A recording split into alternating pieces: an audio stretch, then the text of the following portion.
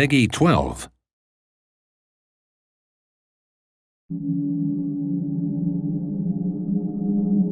Welcome back to Active Aggression, a strategy game hailing from the golden era of RTS, an era where three factions pitted it out for resources and power.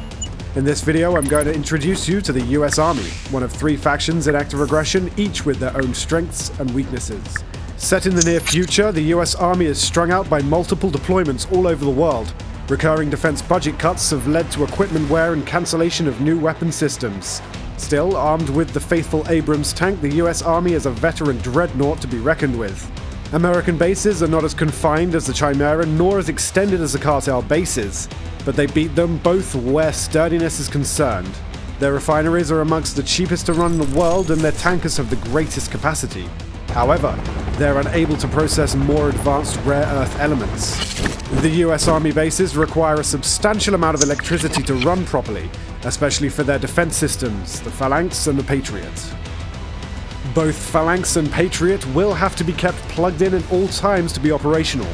Should the enemy deprive them of their power source, those deadly weapon systems will be instantly neutralized, opening a deadly breach in your defenses.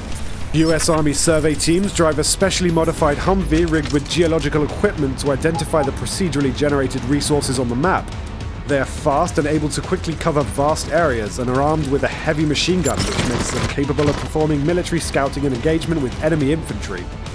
In its barracks, the US Army enjoys the largest selection of immediately available infantry units, cheap and well balanced. Riflemen, anti-tank, anti-air, and mortar teams are at your disposal. Most US Army units can be upgraded individually in their original buildings or by groups in some dedicated research buildings, logistics centers, and technical centers. Early, you'll decide to either deploy the light vehicle bay or the hospital, unlocking the ubiquitous Humvee for scouting and access to armored transport, or if choosing the hospital, medicalized helicopters to recover and treat the wounds of wounded soldiers.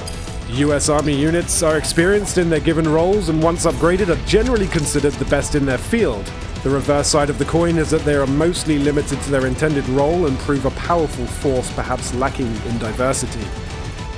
Next time, discover the Chimera, a UNO-funded peacekeeping force in Active Aggression coming 2015.